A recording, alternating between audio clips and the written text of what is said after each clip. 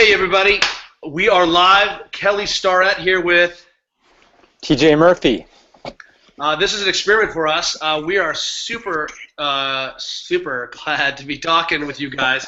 An experiment because we feel like this is one of the ways that we can sort of be a little bit more granular and talk about some of the questions that are coming up around running, and some of the, kind of have an overview discussion, but also talk about some of the specifics that we're seeing as coaches, as athletes, and really kind of get into the nitty-gritty, because we know that sort of between TJ and I and you all, we can put our kind of collective consciousness together and come up with a good solution. So what we want to do is give you guys a format for what we're doing today, and that is specifically just TJ and I spent about 5 minutes talking about what we've tried to do with the book and what we're attempting to do to empower you as coaches and runners, and just show you our template for sort of resolving some of the silliness and really gathering some of that low-hanging fruit around the very, very common features that most running athletes are solving. And then we really just want to open it up and let this be about you guys and for your time. And hopefully, we've got Juliet here. I'm just going to pan over so we can shadow that wall. There's J-Star.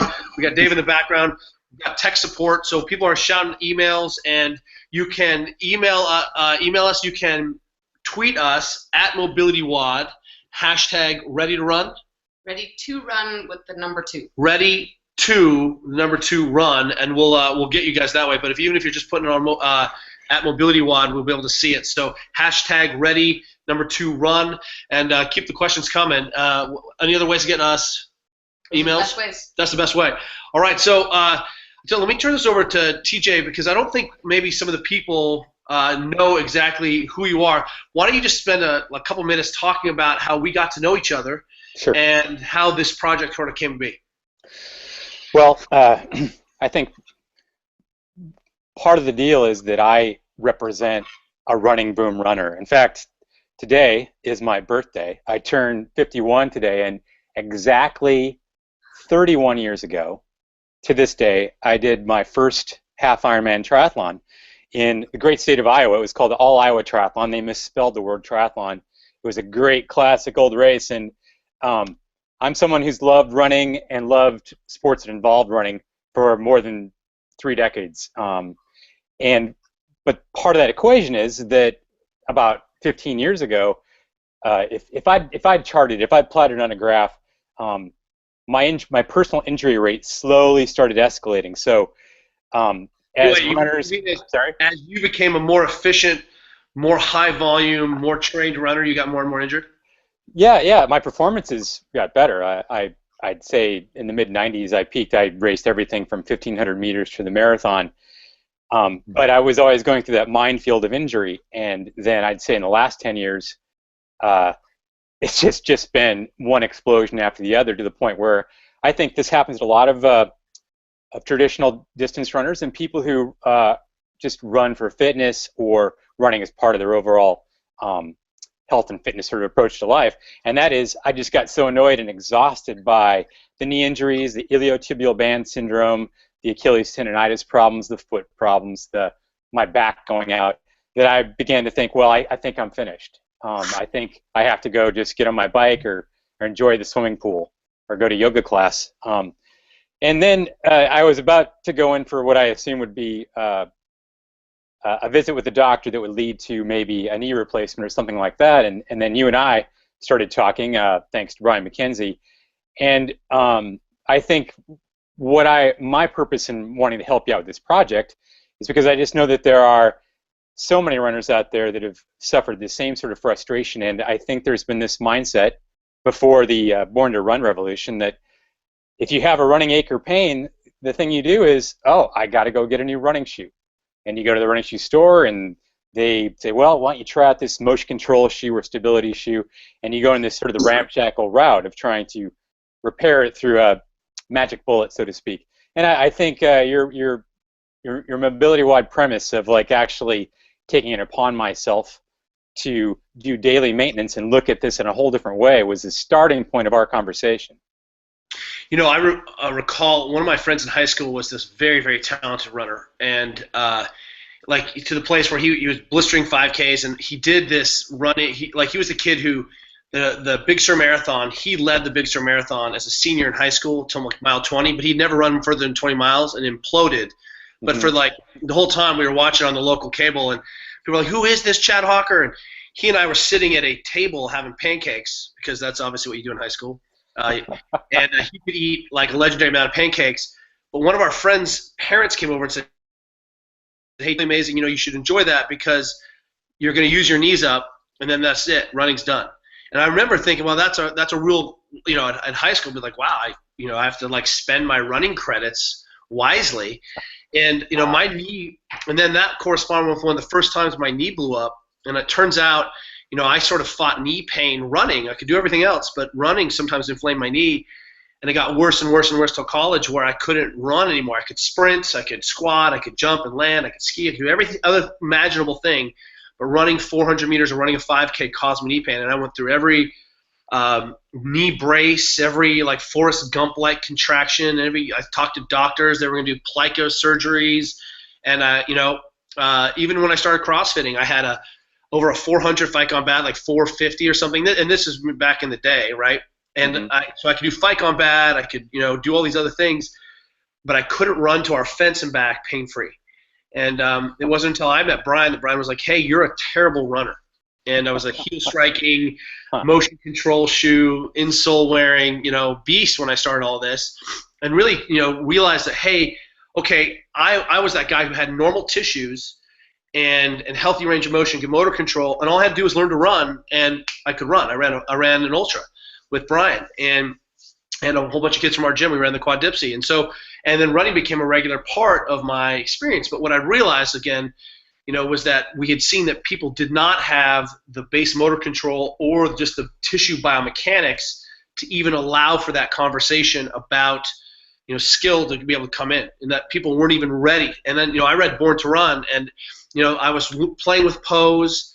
I think I don't know if you and I are friends yet, but I was playing with pose, and I was doing Brian's running drills, and it didn't really click with me a little bit. Some of the skill transfer exercises weren't great. I read Chi running, but there was a description in Born to Run that literally allowed me to sort of unlock. And I remember even telling Juliet, I was like, I got to go home and run because I think I figured this out. And from that day forward, I knew how to run after reading Born to Run. And then what you and I. You are the most sort of well-versed historian about running. I mean, it's your lore and sort of body of work as an editor for Inside Triathlon. I mean, you started Inside Triathlon. And, as we got into this, it became more and more clear that we had to sort of address what we thought were just the basic errors, because we were just seeing more and more people blowing up. And reaction to, I was having more and more conversations and real defensive conversations about the reaction to Ready to Run or Born to Run, and that people were going flat, and the injury rate was just skyrocketing. We even saw that in our gym. But from the lore of running and my sort of understanding of things, and I've had the viewpoint of actually working in a running shoe store back in the early '90s in San Francisco, and yes, being editor-in-chief of various endurance magazines and talking a lot with beginning runners and triathletes, as well as elite and coaches as well. And one of the interesting things, and I think Born to Run has been a trigger for all of this discussion, and that is that if you go back into when I was in high school, if you went out for a swimming team or pretty much any other sport, skill was a big part of the thing. But running was, and you have to say it's still prevalent within a lot of programs. The idea of becoming efficient and a good runner really was a coach telling you, do a lot of mileage. And so I can tell you now, having learned, having studied basically your work and Brian's work, and then going through the research that surrounds this, I know that for a long, long time, my left foot, when I was running, standing, walking, or whatever, was pretty close to straight, but my right foot flared out quite a bit. There was a duck thing, and at the Creative Live thing, I mentioned how if you go running in a park these days, now I see everybody. I see those duck-footed runners, and I can see the knees collapsing inward, and I can just feel the soft tissue grind step after step. And that's what I was doing, quite frankly, for a long time. I developed a heel strike. I went to shoes that were more and more robust and controlled my feet more and more, and lost more and more mobility and strength. And so all of these, having my eyes opened to sort of a new way of thinking about all this has been not only a lot of fun, and I know there's still a lot of resistance out there in the traditional running community, but there's also a lot of interest and people who are like psyched about being able to be a runner, whether you're a CrossFitter, a soccer player, or a distance runner, until you're 90 years old or longer, you know. And I think that's what most of us want. We're not professional athletes, or most of us aren't, and so that's why I'm really excited about this book and in translating the ideas. That one of the things I think is interesting, Kelly, and I'd like to hear what you have to say about this. But along with learning how to run, you also had you had your physical therapy background, but you also had all those hours coaching movement, you know, in the parking lot at San Francisco CrossFit. And I just wonder how that kind of factored into your how you see people, both like not just in foot mechanics, but in the thoracic spine and how we sit and stand. Like how did that influence like the way you coach your athletes to run? Sure, you know, and I think this is really the seminal idea behind the book, is that, you know, the book is really divided into sort of kind of three functional categories, and categories that I came to not necessarily like. Look, if you've read Becoming a Supple Leopard or seen us talk a lot about posture and resting mechanics or basic organization, I can unequivocally say it was not my life's dream as a young man to lecture adult males about their sitting posture at the desk. Like, that was not what I wanted to do.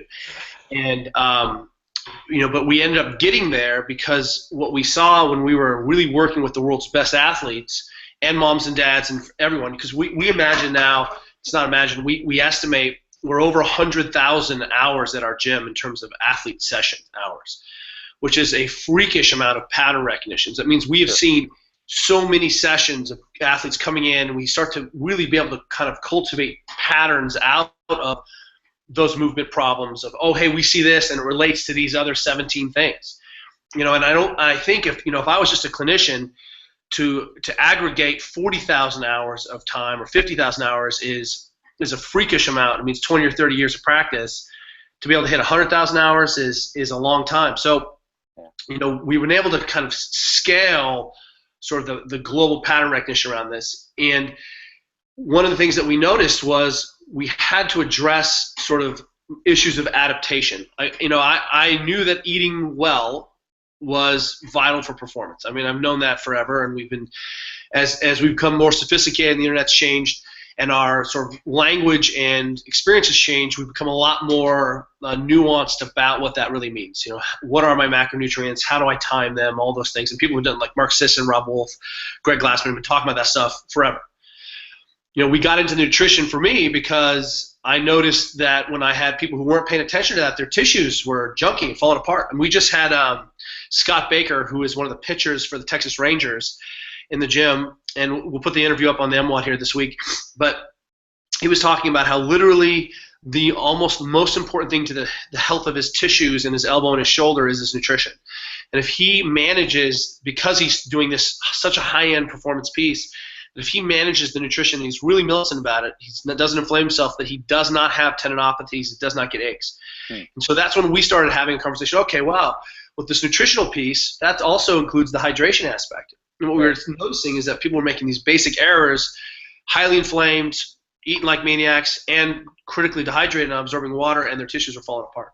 So, you know, we get this kind of baseline, the sitting piece that we have to address. We have to get the base posture, because we can't, you know, one of the things that's happening in physical therapy right now is there's a lot of talk about sort of the interchange between visits as being the most important piece. So for you and me as users, that means how much do I get to do at home, or how do I manage that at home between session visits, is more important than what actually changes that happen in the actual session, which is the central tenet of a Supple Leopard and MobilityWOD, is to say you've got to take a crack at this and you've got to work on your own positions yourself with very functional, practicable tools at home.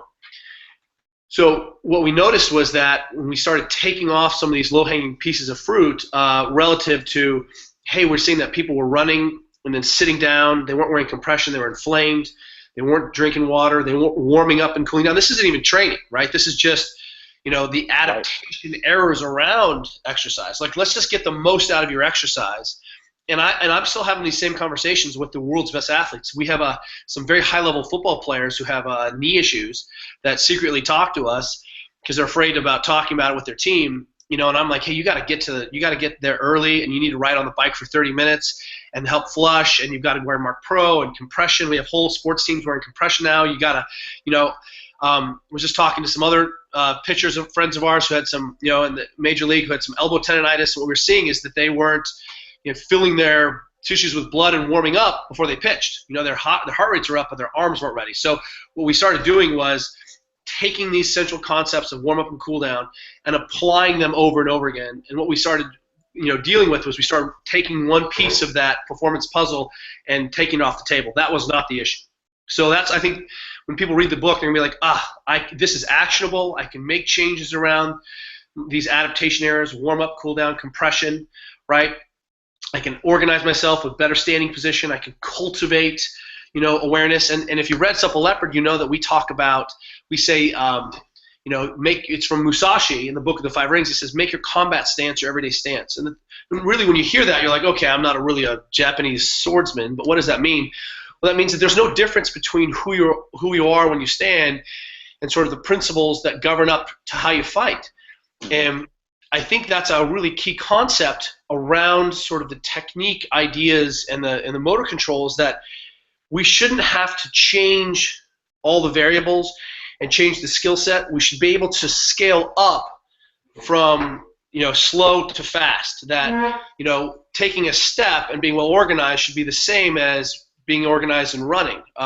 Jumping and landing looks like stepping up and stepping down, and squatting, and that these are really the same pattern over and over again. And so if you're starting to cultivate better organization of your spine and your feet during standing, then that starts to matriculate into better organization. And I think that's when people recognize the power of those standards, and the fact that we realize that people like you and me, we have families, we're busy, you're teaching, we want you to run, because the option of, hey, get a different shoe, if that doesn't fix it, what's your other option? Stop running. That doesn't work.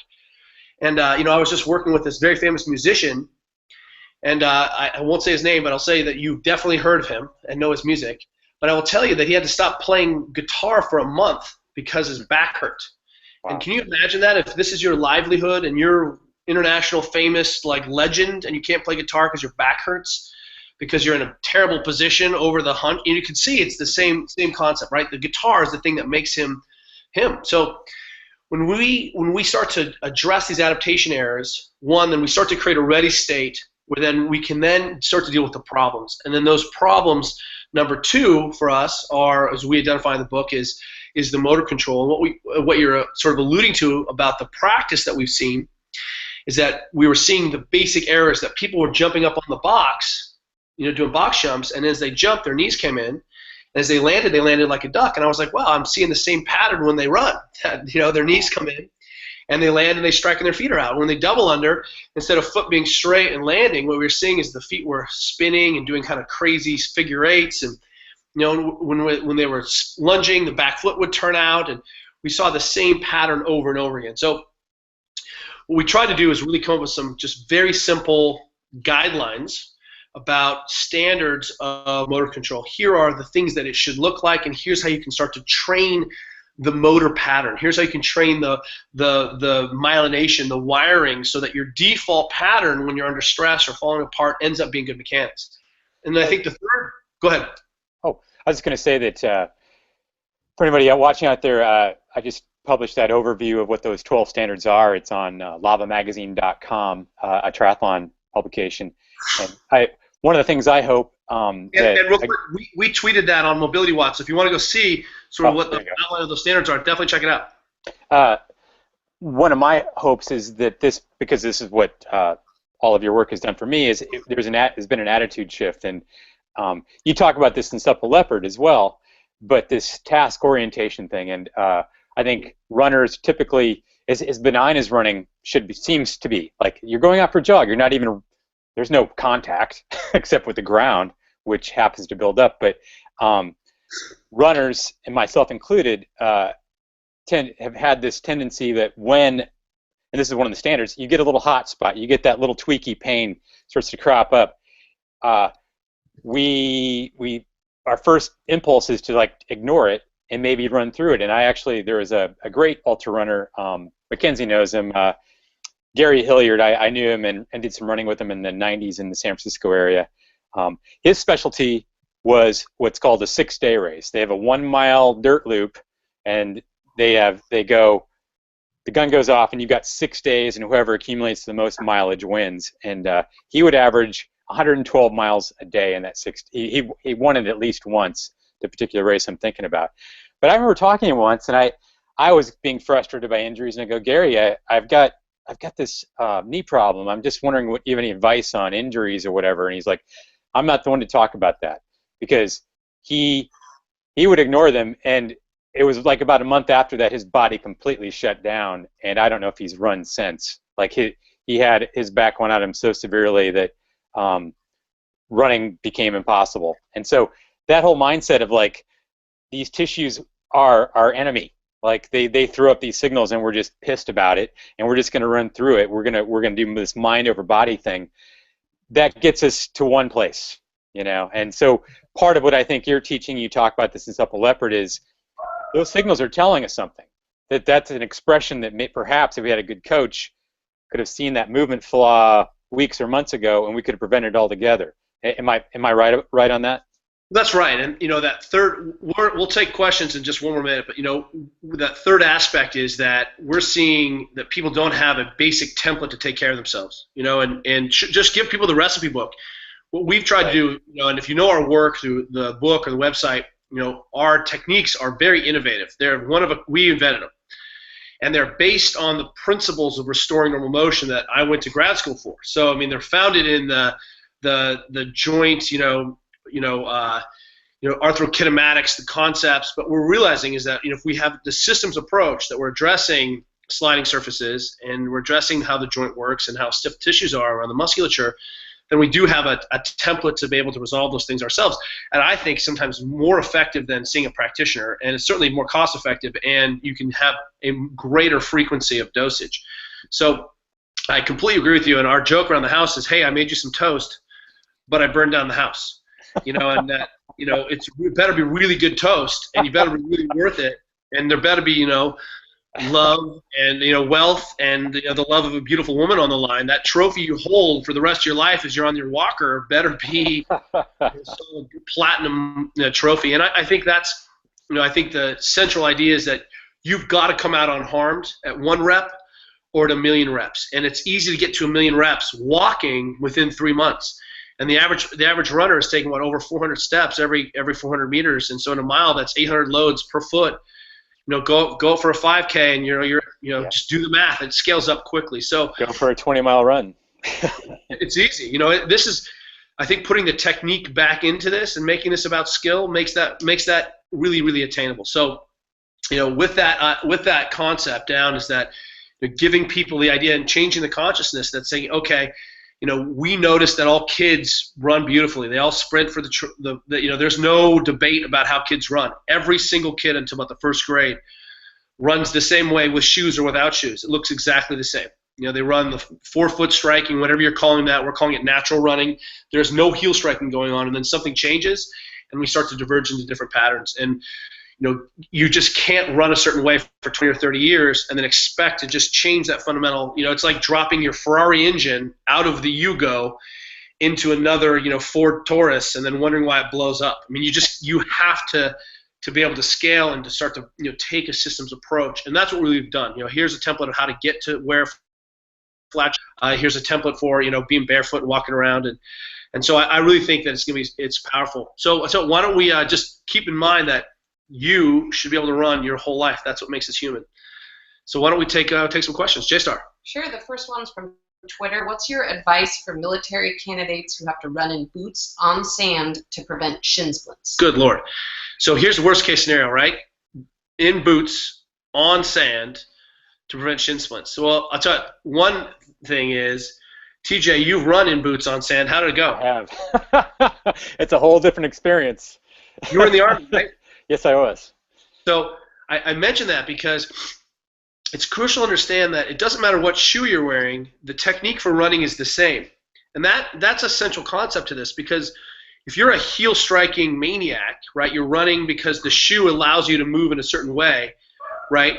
One of the problems is you're sort of trapped into, hey, excuse me, Al Qaeda, I can't run away or fight you right now. I'm gonna have to change into my running shoes. I mean, that sounds ridiculous, but can you imagine? You should be able to run in ski boots. You should be able to run in whatever it is. The technique doesn't change. What changes is, the durometer of the heel, the height of the heel, but the technique of landing on the middle of the foot should be irrelevant, and the surface is also irrelevant. So, one of the things that I think we're seeing is that, certainly there are situations where I can, optimize and make it easier for myself to run. Running in combat boots and running in, in combat boots and on soft surfaces is very, very difficult. Hang on one second, guys. JSR, can you guys have that conversation just out there real quick? But the issue is, if your tissues are ready and you're also protecting yourself from environmentally, not making any errors, then you should be able to buffer those running issues. Knowing that if you're going to also be in, running in combat boots on an unstable surface or a soft surface, you may have to do additional work to be able to mitigate that. And wouldn't you agree, TJ?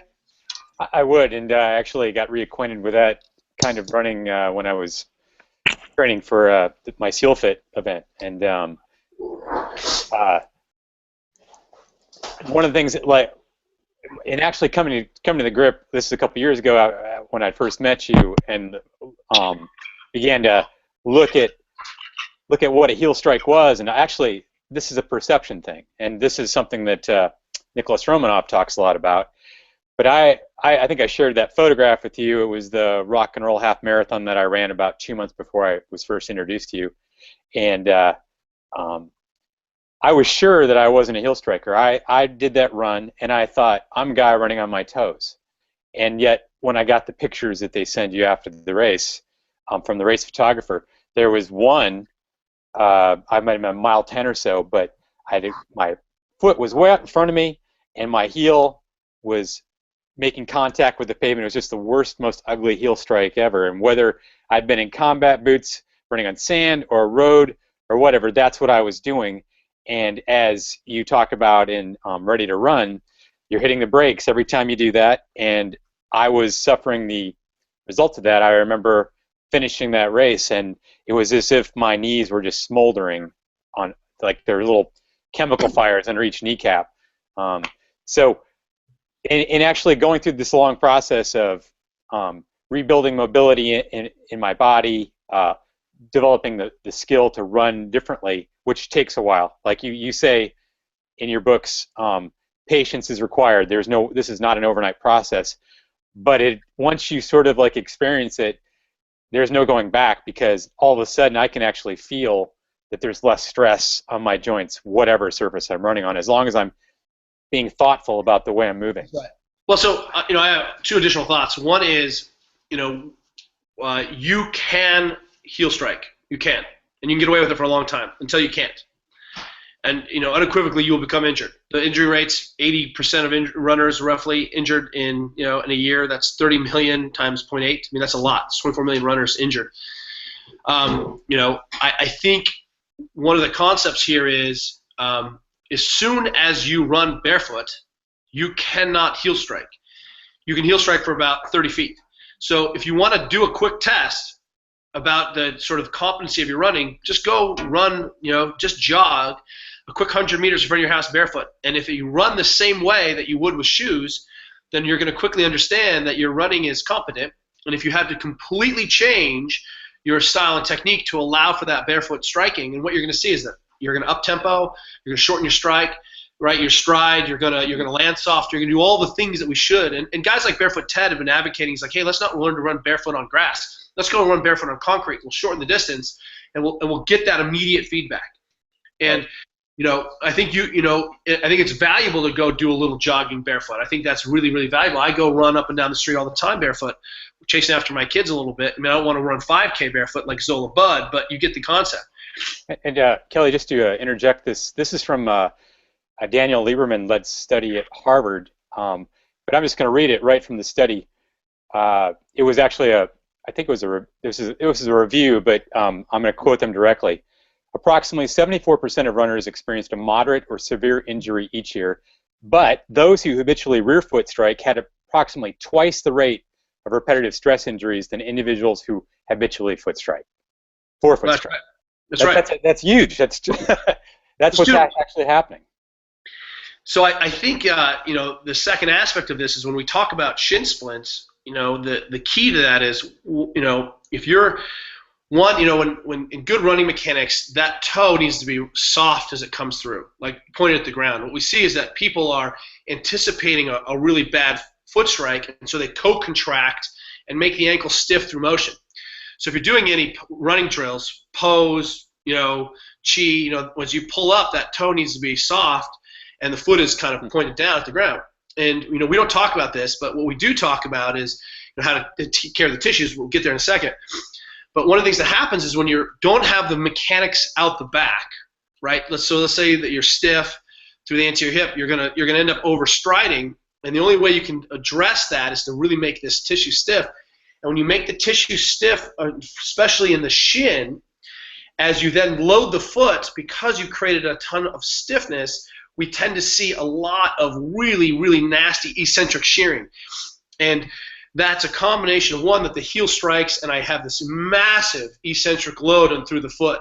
And this little bone, behind this anterior tib gets really you basically pull the shin bone off the muscle because of the nature of the sort of the vector of the musculature. That foot, right, is like this, and that, if you look at how you're controlling that foot strike and that contact, instead of being able to absorb it through the big spring of the hamstrings and the calf, you're trying to control that through the front. And you can imagine that this thing literally wants to be from the toe to the knee. It just wants to bowstring up. And you've got this retinaculum that keeps it down. And so as you load this thing, the amount of force and tissue strain in that shin is the mechanism for that.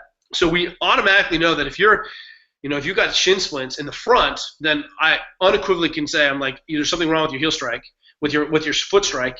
So we look at just cleaning up the other tissue issues around it. So make sure that we can set a condition that you're not trying to compensate for. And the second one is we see that there's real stiffness in the calves, and that they're asymptomatic, that front of that shin is typically asymptomatic when people tell it's not. And people have never rolled the front of their legs out. They have stretched their calves 1,000 times doing that stupid runner stretch where you grab the sign and stretch your calves, but they have never rolled out or mobilized the front of their leg, and those tissues are stiff, and stiff tissues are injured tissues. So this is where we're going.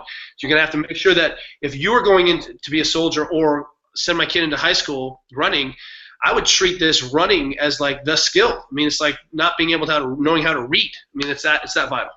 Should we take another question? Sure. J-Star. This is another one from Twitter. I've had 2 stress fractures in my right foot within the last 6 months while adapting to a front foot or toe striking running style. Is this normal? Am I doing something wrong, or have I simply been unlucky? Well, did you hear? So just to reiterate, 2 stress fractures in the foot, trying to come back to this neutral foot strike, right? And that is one of the reasons we wrote the book, right, TJ?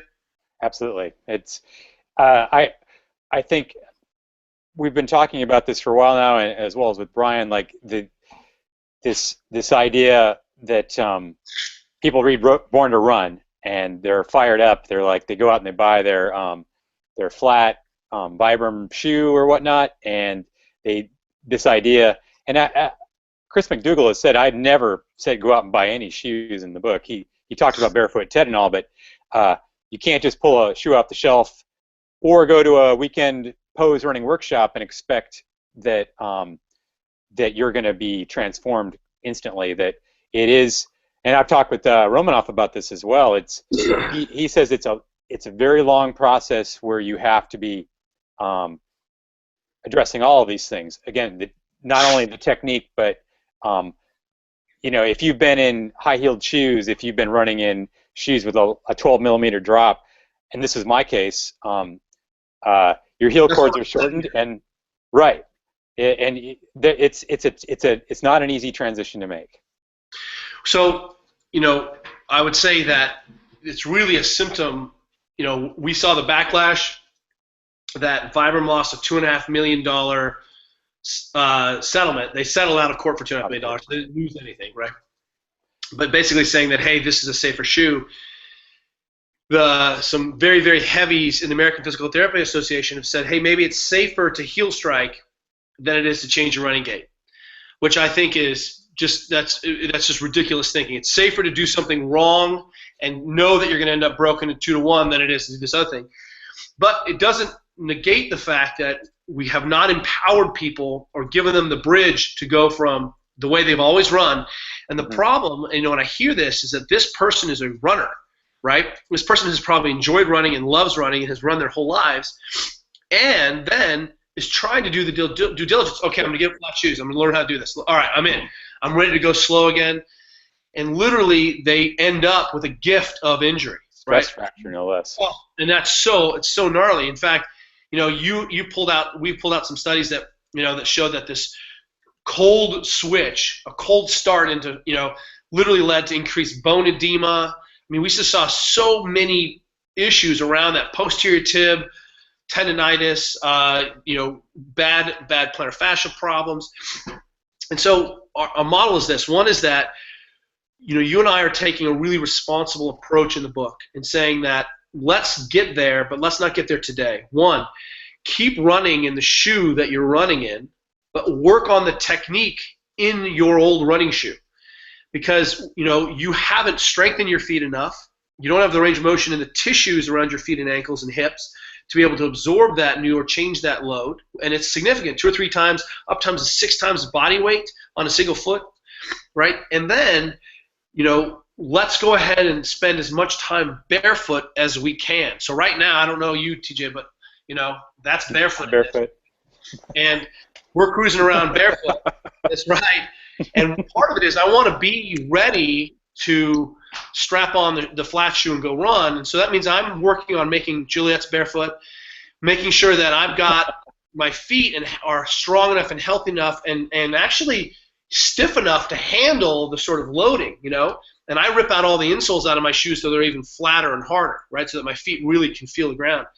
And what ends up happening is that if we can get them with the understanding that it takes about 7 or 8 months to turn all your connective tissue over in your body. So your body's constantly remodeling itself. What we start to say then is, hey, let's bring you down a little bit. Let's get a smaller differential shoe. And in the meantime, go work on your running technique. Make this about technique. And the rest of the time, be flat. Don't wear high heel shoes. Don't wear flip-flops. Be flat as you can. And over time, as your tissues get stronger and more mobile, and as you start to develop that change in your heel cords lengthen, then we can come down a little bit more on your shoe. But I've even come to the appreciation that I don't know if we need to be running completely flat. I think we should be able to. But I think that because we're imperfect humans, that we can run in 3 to 5 millimeters of differential, and that gives us some breathing room. But it doesn't mean I don't have to change my forefoot strike. I'm still striking correctly, and I'm still managing the tissues, and I'm spending the rest of my time flat. And I think that gives us some breathing room to really spend a long time. Let's make this a long process. Let's get you working now, but let's set up the conditions that protect you so you don't go through a stress fracture situation. And I'll tell you, if you think it just is just runners, last year in the NFL, I think Nike put out a new cleat that everyone liked very much, and they saw more Liz Frank fractures in the foot. And what was happening, and I actually talked to 2 quarterbacks in the NFL who would complain bitterly about their heels and feet hurting because they would switch from high heel tennis shoes all the time, right?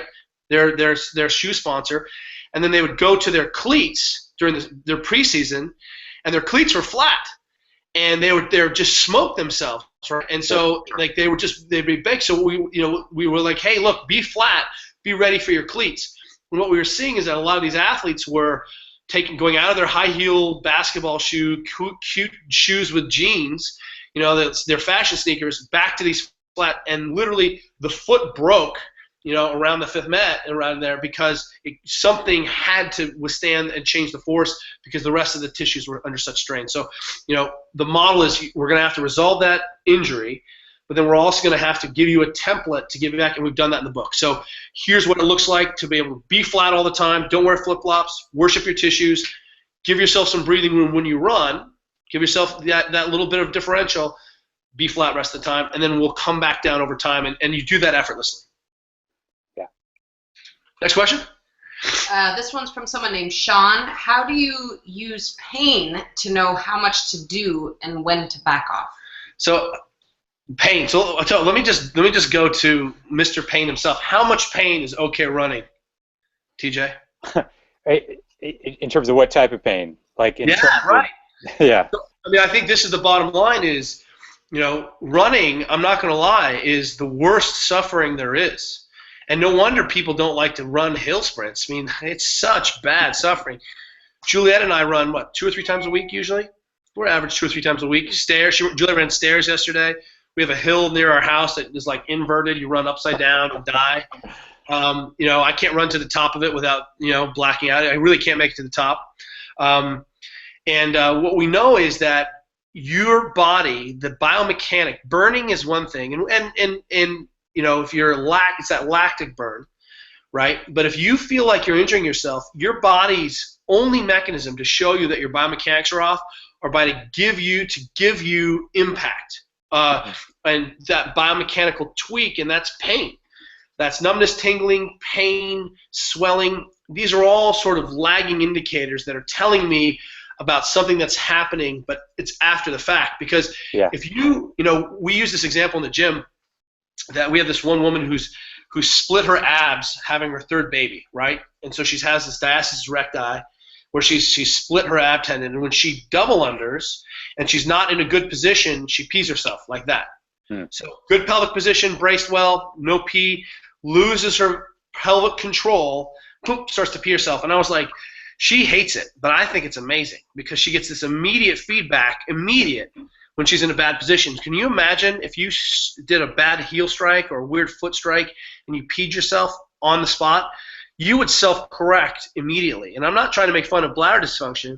I'm just saying that if we take those pain signals and rework them into understanding, oh, hey, there's something wrong with either – I have 1 or 2 things issues. I like 1 or 2 things going on. One is that I'm over-tensioned, that something is just too stiff.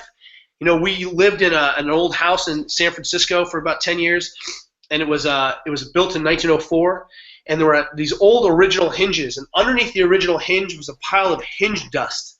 And I walked past, and I'd clean up the hinge dust. The next day there'd be more hinge dust, and those hinges were so tight and old that they wore out, and there was literally a pile of hinge dust. So imagine that pain from being over-tensioned or having tissues that are too restricted is literally your body's hinge dust. Hey, something is wrong. The second aspect, and that's easy because that's stiffness or range, we can change that. The second problem is, hey, I'm having a technique issue. And can you imagine if we extrapolate that to anything else? Hey, I'm putting my arm over my head to paint the ceiling and I'm getting shoulder pain. Oh, I'll just keep running through it. I'll just keep painting, right? Or I'm getting back pain. Like, oh, I'm sure it'll just go away the next mile once I warm up. I mean, it's, That's very common. Yeah. Right. It is very common. And I think, there is a time where you're going to have to put on your big girl pants and big boy pants and say, hey, I'm racing for world champion of the world, and I'm willing to hang it out there and deal with it. And that's racing, right? We still evaluate all our racing footage and to understand what's going on at that higher level of stress, that higher flow state. But immediately, if it's a training run, that's a chance where you just learn something about yourself. You should be pain-free during your movement. And if you're not, I like what Greg Cook says. Hey, look, if you're loading a pattern, and that pattern is running, foot strike into hip extension, and you're loading it and you're getting pain, and running is loading it, then what you're doing is you're basically hitting save on the Word document. And one of the problems that we see with athletes who have had chronic running pain for a long time is that the motor pattern starts to get mapped with the pain signal. In fact, there's the same pathway in your brainstem that maps that pain and movement are on the same basically part of your brainstem. And so your brain starts to see, oh, hey, he's doing that thing again. We'll call it running. But he's doing that thing again, and he always gets pain. So anything that looks like that, the brain's like, well, pain, twitchy, even though tissues. And so one of the reasons we know that we have such good success pulling people out of these chronic pain states and running is we start to change their tissue patterns by giving them better biomechanical ranges, and we improve their tissue motor control, which is literally your brain recognizes suddenly that it's a different motor pattern, you're moving differently through space, and that's a clean, brand new motor pattern that's pain-free. And that's one of the reasons we're able to solve some of these really, really old chronic problems, because we change the quality of the movement and change the biomechanics of the movement. And something that came up the first time I met you, and we were talking about all this, but we were talking about, because at the time it was my right knee that was the big problem, and you wanted me to have a positive attitude about it. You were like, hey, that's great. You're lucky you discovered a hole in your knee, because as we want to, as I pointed out in the article on lavamagazine.com, that these things that you're talking about, like that pain is a message, and that it's our responsibility to go in and figure out what's going on and fix it so that we don't get injured or deepen the injury. But it has this ancillary benefit of increasing performance, or that can be a benefit, that by fixing that hole, we actually will be a little bit more of an efficient runner. So real quick, we're almost out of time, but do you mind going another 10 minutes, TJ? Yeah, no, I'm good to go. Yeah, we got some more questions. Go 10 minutes. So I completely agree with you. Somehow we've divorced the stimulus for adaptation from the diagnostic tool. And what we've typically done is tried to say, hey, there's something going wrong over here. Let's do all these correlates for it, right? And the correlates aren't the same thing. The thing that matters is the running. And if you're getting pain running, that tells us something about your running. And it's okay as an athlete to go ahead and sort of consummate that experience. If you come and see me and you have knee pain squatting, the first thing I'm going to work on is improving your squatting technique, and then we will talk about your biomechanics. And that's why the gym is such a beautiful place to sort of work this, and why some of the movements that we've done in our sort of our checklist, right? Our standards is we've given people basic biomechanical movements that are based on actually moving. And it's easy, kind of red line, yes or no. You've got that. So that you can start to understand that as, hey, I'm having a problem with that. That's the problem. Fix that, and the thing fixes. So I completely agree with you. I mean, you shouldn't be in pain, and it's okay that if I discover something about myself, oh, hey, wow, that travel, the biking, the stress, I haven't mobilized, I haven't stretched, I haven't run, I'm stiff and cold. Wow, that sucks running. That tells us that's not a beat down. That's like, hey, I can fix that, and you've got to turn it over in your head. Jason, oh yeah, go ahead. Okay, I think there's two that are kind of related. This one's from Twitter. What is the least mobile muscle for runners, and how can they fix it in the time it takes to brush your teeth? And then the second. Okay, let's stop there. The least mobile muscle for runners, and how do you fix that? That's your brain. Don't you agree? I mean, I don't mean to be glib about this, but the problem is there's no muscular tack down. You're thinking you got to be thinking in systems. We go after the joints in the body, and one of the reasons that we clear joints a lot in our book and show you how to mobilize the actual joint capsule is that a lot of the tissues around the joint that look like muscle tissue is stiff because it's trying to protect you because you're moving like a maniac or moving inefficiently. And so if we resolve that tissue restriction around the joint, and that's the way I was trained to go after usually joints first, is that then that tends to ameliorate strains on soft tissue and ameliorate strains. I don't have to do as much beat down on the other side. So there's a pattern of running dysfunction. We've put that pattern of typical running dysfunction into the mobilizations in the book. Wouldn't you agree, TJ? Yeah, and another phrase of yours that I think is relevant here is that we are a system of systems, and that I think this is another sort of paradigm shift for runners like myself, that if I had plantar fasciitis back in 1995, I would focus all my attention on the arch. Like at those days, it would be, well, maybe I need to get one of those, an orthotic or an arch support, or roll a golf ball on it or something, or ice my arch. And I would never make the connection that perhaps that might be related to not having enough hip extension or hip function. I would never make that connection. Ankle range. Right, or ankle range of motion, and just again, this goes back to not respecting the tissues involved. Like, it's crazy to me now, but that whole thing about running through pain, which is kind of part of the runner deal. It's like we're mentally tough, and we're just going to run through this. And you see this at the finish line at marathons and Ironmans all the time. People crossing the finish line, they're completely broken. They can barely stand up.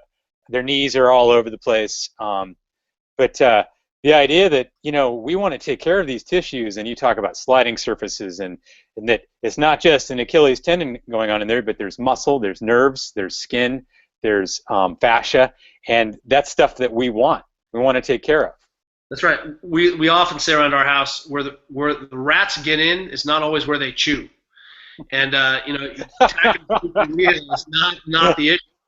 And as a therapist, I'm seeing a problem, and I treat what I find, and that's what I want people to start to do. Is like, hey, if you get on, you're working on your calves today or your shins tomorrow. And then, if there's a problem there, remember, how do we know it's normal? It doesn't hurt to compression. If I put any compression on it, I roll on a ball or a roller, and it hurts at all, that's not normal. You should be able to smash, and your tissue should be like layers of warm silk sliding over steel springs. And if you're not, and you push on something and it hurts, that's not normal tissue. And I think that's shocking, because typically everyone's tissues hurt everywhere.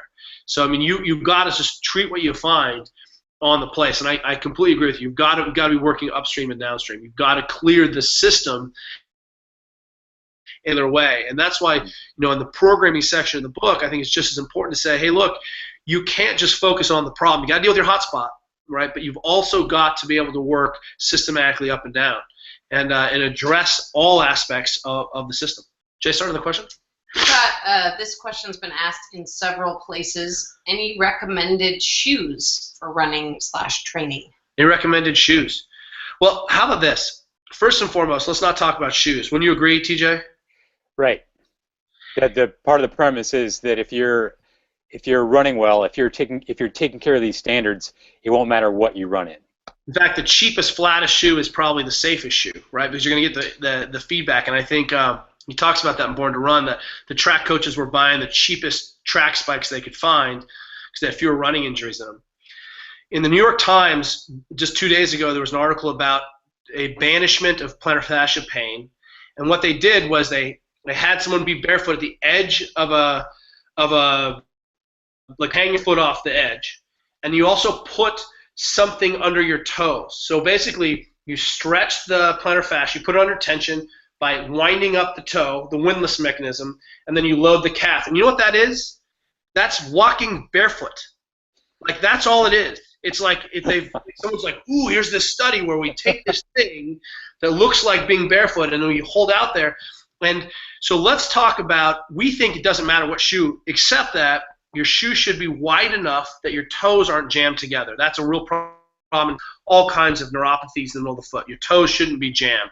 They should be able to spread out in that toe. Wide toe box, and almost everyone has gone to a much wider toe box, right? We think it should be flat inside with minimal arch support so that your foot can absorb and change and move what's in the foot, and it should just have enough padding that you do not destroy or bruise your foot when you're running on a hard surface. That's all the padding you need.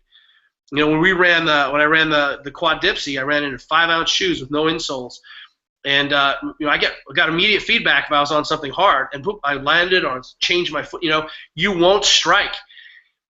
Recently, there was on 6 Minute Sports, there was an article on bare knuckle fighting, and some of the proponents of it, the fighters were like, "Hey, you don't hit as hard bare knuckle because you'll break your hand.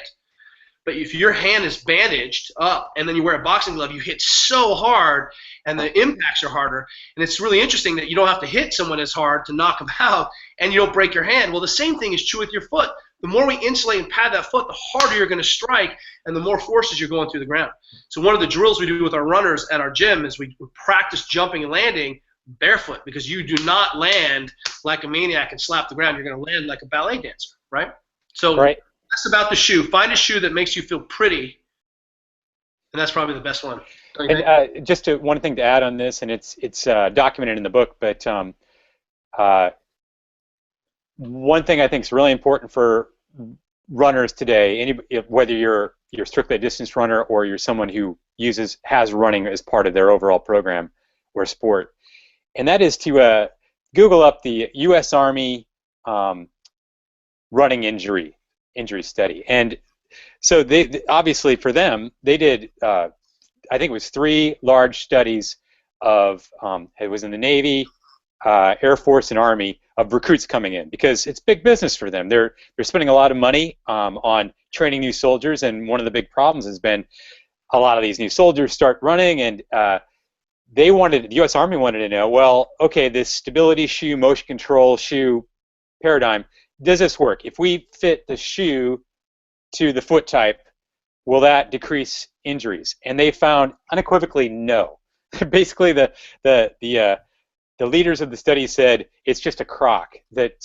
When you're going out to shop for running shoes, if you look at a shoe wall and you see those different divisions of shoes, especially those motion control shoes, which are usually like 1.5 pounds each, and they have the heel is 16 millimeters higher than the forefoot, and they've got all this technology, these foot bridges and whatnot to kind of control the shoe. Just keep in mind that technology, as McDougall pointed out, there's been no research to ever support any of that works, and it will probably lead you on the path of less and less foot strength, mobility, and probably even worse in terms of injury. Let's use an analogy that people understand. Imagine if I worked in a warehouse and I put a belt on, right? And all I did was lift every single thing with that belt. Lifted up my kid with the belt. I just used a brace all the time. Well, they did that for a while in warehouses because they were trying to protect people's backs, and what they found was that it increased the number of spinal injuries because people were relying on the belt instead of getting immediate feedback or using their tissues or systematically learning how to make those tissues more robust through training. And so now maybe you'll see a belt for a max lift, but the belt has to come off. And if you go to Home Depot, you'll see what I'm talking about. Well, imagine the same function in your foot. The more padding and the more shoe and the more control that's in your foot, then what we start to see is that you start to down-regulate. Your feet get stiff and they get weak. And then now it definitely can't handle the system, so you've got to throw more foot at it, more padding, more shoe, and then you've got to run on a treadmill, and then you've got to run on an orbiter, and then you got to water jog, and then pretty soon you're in a wheelchair running. And I mean, it literally looks like it's insanity. You've got to take a long-term systems approach to this, and running is the thing that makes us human. It is the skill. At what point did you stop running? No, every child loves to run. They all book. And then when did it start? Well, it started when you started getting stiff, and you got bad feedback.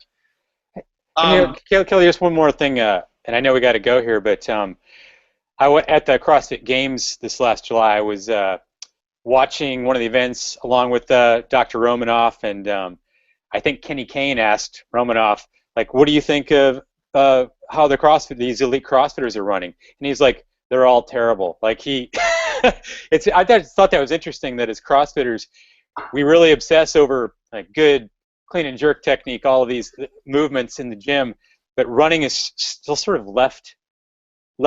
I know that more and more pose running and CrossFit endurance is becoming part of like overall boxes sort of approaches, but to hear Romanoff pretty much say that not one of the elite CrossFitters he was seeing was running well, that said a lot to me. And it says we have a lot more potential to go faster, which I think is incredible. Well, good news is all the questions we've seen we really addressed well in the book. And all the questions we didn't get to, we really tried to just flesh this out and make it very, very simple for you to be able to come to this as a reference tool. We know it's a moving target. Your life is a moving target. But be able to come back to this and then create a ready state so that you can then enjoy the technique and make this about technique again and make it about skill. And let's go ahead and make this a conversation about becoming more efficient runners. I think we can get it. We know that we've connected the dots better than anyone else has in this time because we've had access to more information and better resources. And I can guarantee, and you know it because you've read every book on running on the planet, but there's no book like this. Is there? No. This was the void that we wanted to fill when we first started talking about this. Bridge. That's right. So you can remember this thing comes out October 21st. You can get it on Amazon.com, BarnesandNobles.com, and anything else? I think that's it. TJ, was this fun? Oh, I love it. I love talking about this stuff. Thanks so much. Yeah, I find I have a hard time talking about something. Well, great. Appreciate everybody logging in and listening. Yeah. We'll see you guys again.